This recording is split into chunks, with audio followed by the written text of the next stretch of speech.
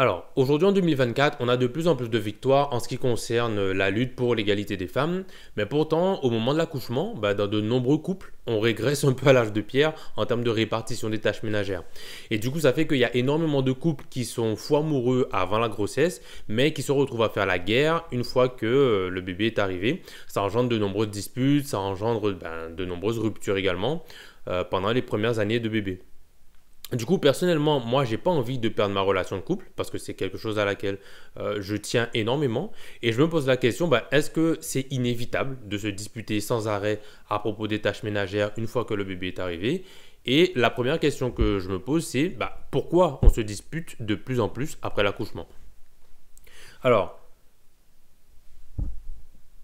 les pistes de réflexion que j'ai jusque-là, c'est que quand le bébé arrive, on augmente les dépenses, on augmente le volume de tâches ménagères également pour pouvoir prendre soin du bébé. Donc ça fait qu'on a moins d'argent, on a moins d'énergie, on dort moins, on mange moins, on fait moins de sport, on fait moins l'amour. Et du coup, ça fait qu'en tant qu'individu, on est plus sous pression. Et chaque décision qu'on va prendre maintenant sous pression, chaque décision va devenir littéralement une question de vie ou de mort parce que ça dépend de cette décision-là, dépend la survie du bébé. Donc c'est un peu comme pour la crise de 2019, chaque décision, c'était un enjeu de vie ou de mort. Si on prenait telle protection pour mettre sur le visage, ou alors si on prenait tel vaccin, ce genre de choses. Et donc, chaque décision, c'était un enjeu de vie ou de mort. Et en plus, il y avait des avis très controversés sur ce qu'il faut faire, sur ce qu'il ne faut pas faire, s'il ne faut pas faire. Et il y avait des camps qui se culpabilisaient les uns les autres, qui se diabolisent les uns les autres. Donc, ça fait que c'est très difficile de prendre des décisions dans ces conditions. Et en plus, on est pas mal sous pression.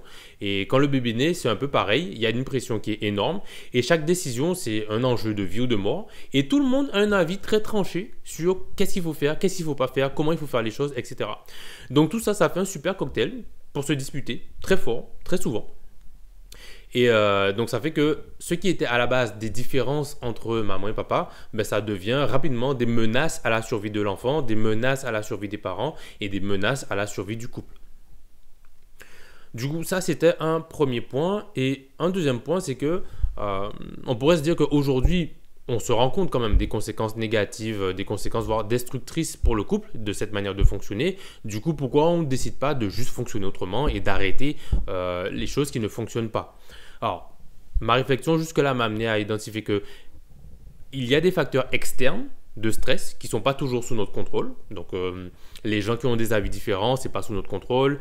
Il faut faire comme ci, il faut faire comme ça, c'est pas sous notre contrôle, on peut choisir, mais on a pas mal d'influences qui viennent de tous les côtés. Et sachant qu'on est déjà fatigué, on est déjà épuisé, on est déjà sous pression, c'est beaucoup plus difficile de prendre conscience des différentes opinions, des différentes agressions qui viennent de l'extérieur. Mais ça encore, ça concerne les facteurs extérieurs. En plus des facteurs externes, il y a les facteurs internes aussi, les facteurs internes de stress, qui ne sont pas faciles à changer non plus parce qu'ils sont invisibles. Ils ont tendance à créer des conflits internes. C'est-à-dire que par exemple, pour un homme, ne pas s'occuper de sa carrière, ça veut dire qu'il ne se concentre pas sur... Alors non, le point que je voulais faire, c'est que pour un homme, faire les tâches ménagères, ça veut dire qu'il ne se concentre pas sur sa carrière, il ne se concentre pas sur aller chercher l'argent dehors. Du coup, ça fait qu'il ne joue pas vraiment son rôle de bonhomme. Et pareil pour les mamans, on a tendance à se dire que, ok, une maman qui s'occupe de sa carrière, ça veut dire qu'elle ne se concentre pas vraiment sur rester à la maison pour s'occuper des enfants. Ça veut dire que intérieurement, elle se dit, mais je ne suis pas en train de correspondre à l'image à laquelle je suis censé correspondre. Donc, je ne suis pas en train d'être une bonne femme, je ne suis pas en train d'être une bonne mère. Et ça fait qu'on a des conflits internes qui rajoutent à la pression externe. Et c'est difficile de changer ces facteurs internes-là parce que, premièrement, on ne les voit pas. Ça concerne des croyances qui sont à l'intérieur et puis des réactions émotionnelles qui sont à l'intérieur. Et puis, ça touche à l'identité en tant qu'homme, à l'identité en tant que femme. Alors, tout le monde n'a pas la même identité en tant qu'homme ou en tant que femme. Chacun se construit son identité. Mais devoir changer cette identité-là quand il y a conflit à l'intérieur, quand on se rend compte qu'il y a un conflit à l'intérieur et qu'il faut changer certaines choses à l'intérieur, ben, changer les choses qui ont trait à l'identité, c'est pas évident. C'est un peu comme changer une mauvaise habitude. Bon, c'est déjà pas évident, mais alors si on doit en plus changer d'identité, là il faut remonter, en tout cas creuser à des couches encore plus profondes, ce qui fait que c'est pas aussi évident de juste changer comme ça pour quelque chose de mieux.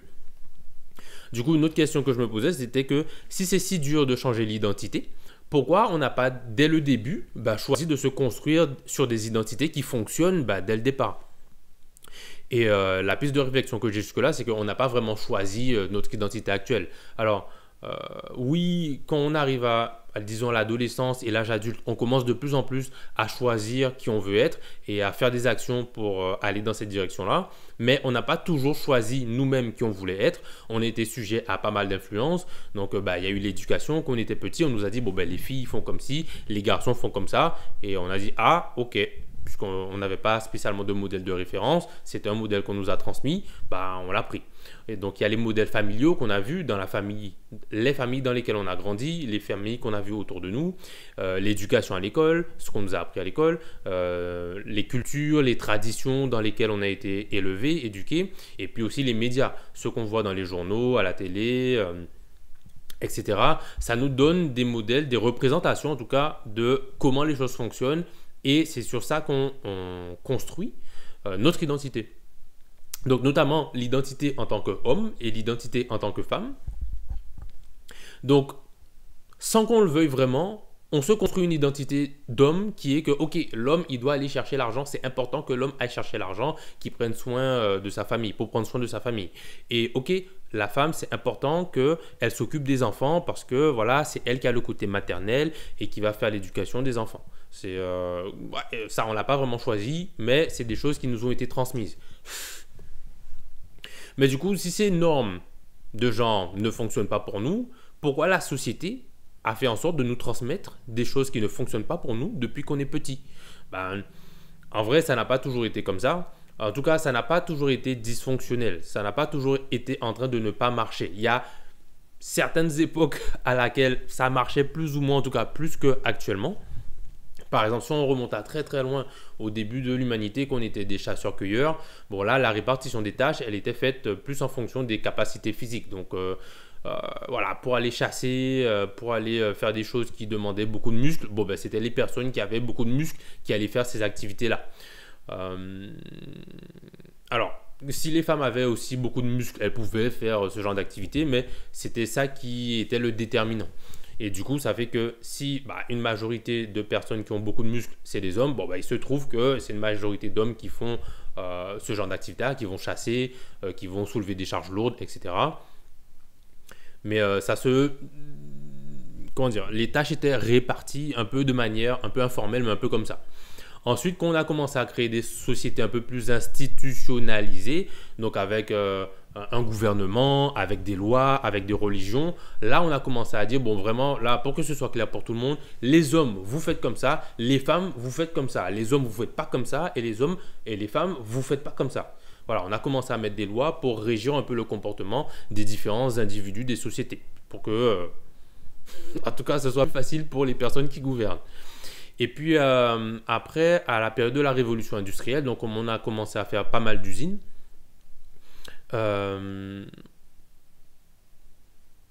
Les lignes ont commencé à se fondre un peu. On a commencé à se rendre compte qu'on avait plus besoin des femmes pour travailler dans les usines, par exemple, à des moments où il y avait à la fois la guerre et à la fois les usines à faire tourner. On s'est dit, qu'est-ce qu'on fait? Est-ce que le travail s'est réservé que aux hommes? Qu'est-ce qu'on fait? Il fallait trouver des solutions pragmatiques. Et là, encore une fois, les normes ont évolué. En tout cas, il y a quelque chose qui a changé à ce moment-là. Jusqu'à arriver à notre époque moderne où dans nos sociétés modernes, la majorité des femmes travaillent, la majorité des femmes ont leur propre source de revenus, donc sont indépendantes des hommes. Et du coup,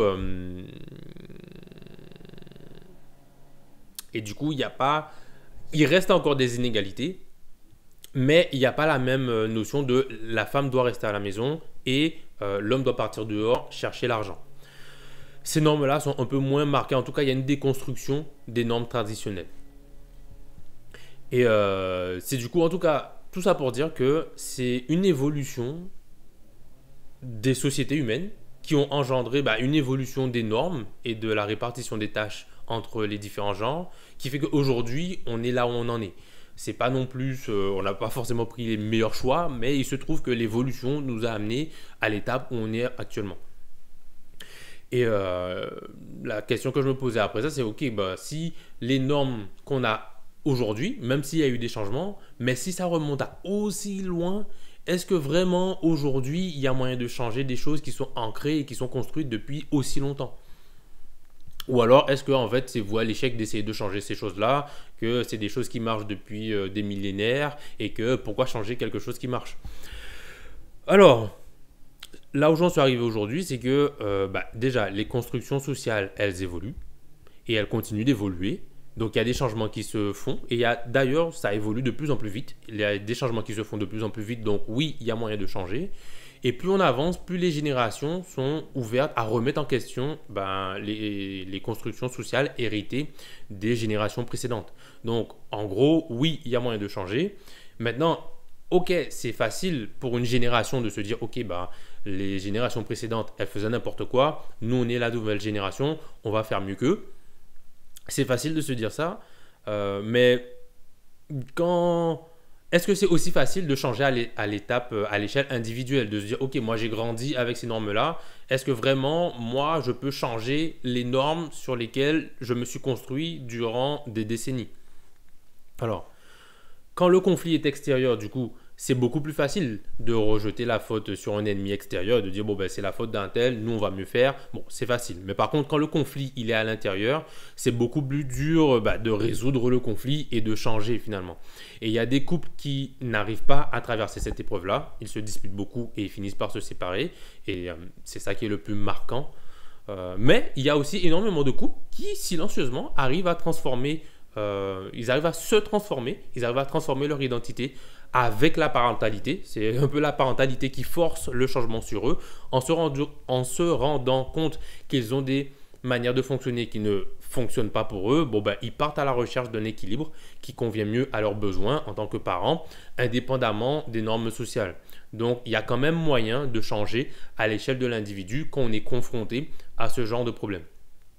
Du coup, maintenant, comment faire pour changer à l'échelle de l'individu? Alors, ce que j'ai comme élément de réponse jusque-là, c'est que déjà, dans la conception du problème, on a tendance à considérer que le problème, c'est les générations précédentes qui faisaient n'importe quoi et que maintenant, on est la nouvelle génération et on va savoir mieux faire parce que d'ailleurs, on a des méthodes qui sont prouvées par la science. Ou alors, on a aussi tendance à dire que après l'expérience, on se rend compte que finalement, les anciens avaient peut-être pas si tort que ça. Finalement, c'est eux qui avaient raison. Et puis, les nouvelles méthodes de jeunes là, ils sont bien sympas, mais ça marche pas. Donc, finalement, ces méthodes-là, elles sont pas bonnes et elles ont tort.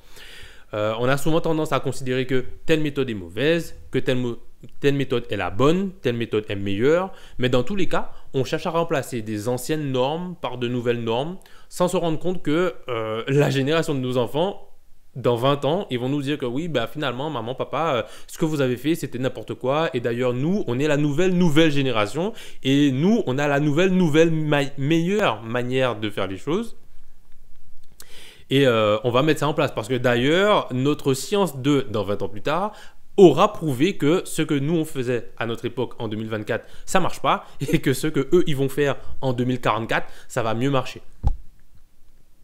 Donc ça c'est ce qu'on a tendance à faire en fait, à dire que ok, ça c'est bon, ça c'est pas bon, telle méthode c'est bien, telle méthode c'est pas bien, ça c'est prouvé par la science, ça c'est pas prouvé par la science.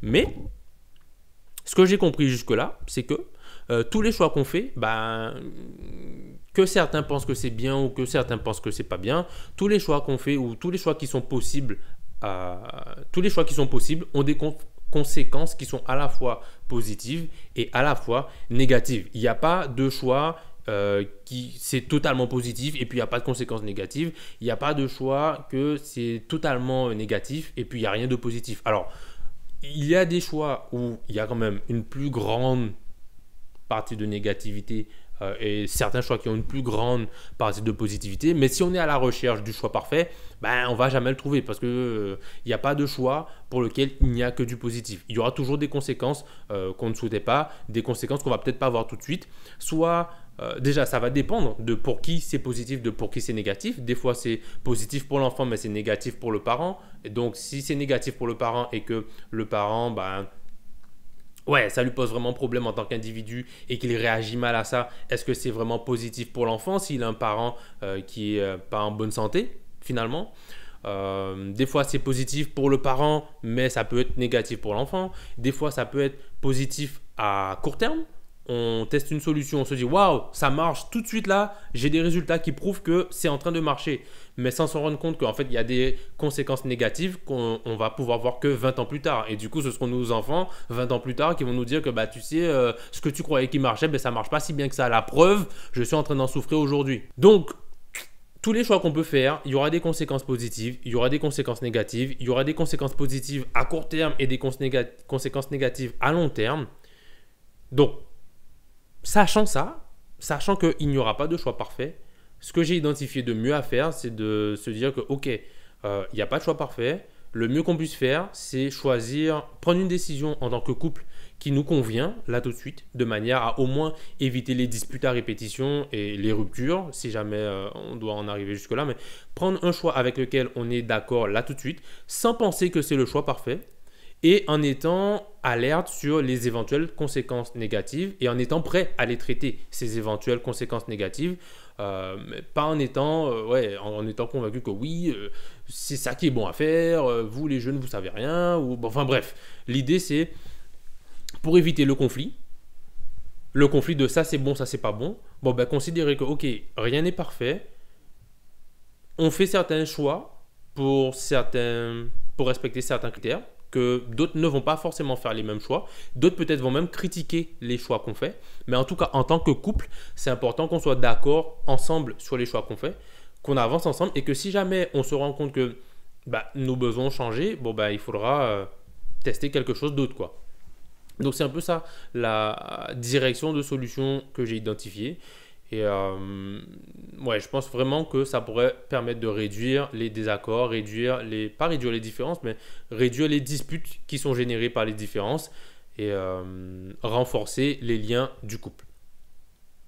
Donc voilà pour cette vidéo sur les normes de genre et je vous dis à bientôt pour la prochaine vidéo.